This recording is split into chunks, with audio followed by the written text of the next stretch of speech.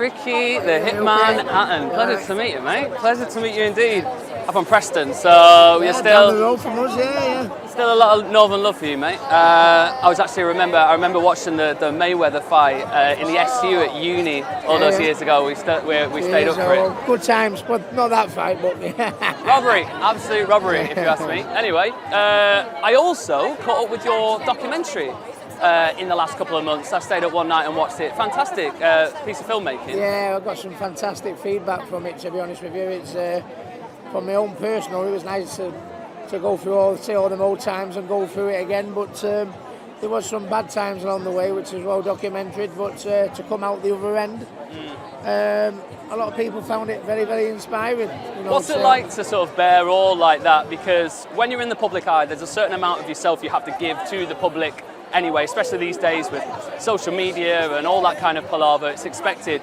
But to do something like that when you have to open up your past, your innermost demons, the things that you're proud of as well as the things you haven't been, how difficult a process was it? Or did you actually find it quite really, very freeing? difficult. I didn't find it hard to do that, to be honest with you. I think the reason why I had such a big fan base was I've always been honest, I've been open, I've never shied away from anything. I think that's why people like me. And there were some really, really bad times in my life, a few years back, and I nearly wasn't here, to enjoy days such as this, and to get the feedback that people say, "Oh, Ricky, I'm struggling, with my mental health, and I feel this and feel that, and I saw your documentary, and it made me it perked me up type thing, so." It's not just to reliving the good times. You know what I mean? It's nice that it's been able to help people. And it's brought you here to the BAFTA TV Awards, which is a celebration of British TV and British industry. Is there anything in particular you've been watching this year, like comedies and dramas, or anything that you've been excited about? Not particularly, to be honest with you. I'm that busy now. I don't get much time to watch the telly, but. Just to be here at an event like this, it just shows what a job Noah Media did on my documentary, to be honest with you. I'm not expecting to win anything, but I'm so proud of the job, what they did on my documentary. And if it is beaten, then I'd shake them by the hand, because I thought mine was brought a tear to my eye to watch it, yeah. Well, sticking with sport then, two big things happening in the world right now. You got Tyson Fury, who's obviously fighting Usyk in just a week. Where are your thoughts on that at the moment? Because early doors, it felt like people were going, "Oh yeah, Tyson's going to have this." Then it felt like the public were swaying towards Usyk. Who do you think is going to come up on top in that fight? I'm still going to go with Tyson. I think I've known Tyson a while now, and I think he definitely took Ngannou lately, the last opponent. So I think he'll be better this time. I think he looks in fantastic shape, already. And I think coming off that poor performance last time, I think is a bad thing for Alexander Usyk, to be honest with you. Do you know what I mean? Tyson, will probably be a bit embarrassed about his last performance, so he's put everything right. He's not doing as much talking as now. So it seems like he's proper knuckling down and taking this one serious, to be honest. And he should be, to be honest with you. Because fighters like Usyk only come along once in a while. Do you know what I mean?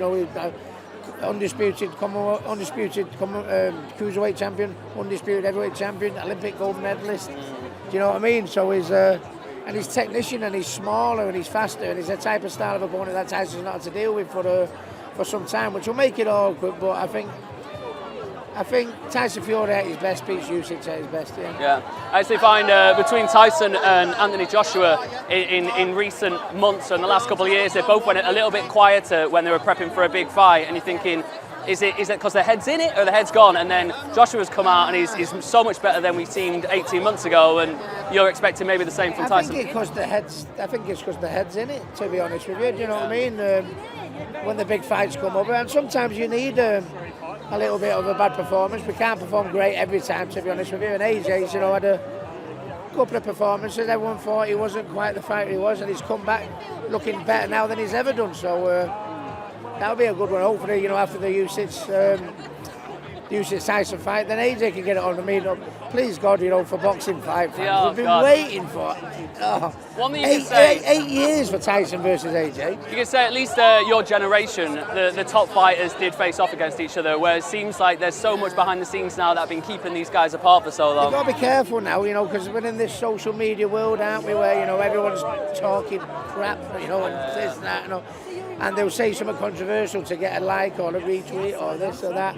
That was not the world I come from, do you know what I mean? So it is, and sometimes I think with the first fight, Tyson's last fight being in Saudi, it was a big, massive event and everything like that, and I think he just forgot what he was there for, Tyson, to be honest. The event was that big. I think he took his eye off the ball a little bit, and and sometimes you can get carried away with the social media side of things, can't you? And I think that's what Tyson did for that one. So I think he'll come back stronger.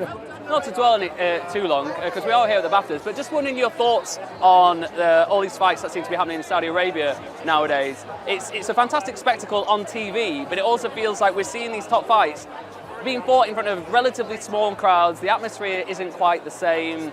I know the money's there, but do you think there needs to be a bit of a rebalancing in boxing at the moment? Well, yeah, the Saudis can still, he's an absolute avid boxing fan, to be honest with you. So I think if the right people said to him, listen, we can't have Tyson Joshua versus Tyson Fury in Saudi Arabia. Come on, no disrespect. I mean, he's doing a great job, because he's throwing his money into that, and these big fights are happening now. So you can't fault him, but listen, that's going to be one of the biggest British fights, the biggest British fight in history. It needs to be in Britain.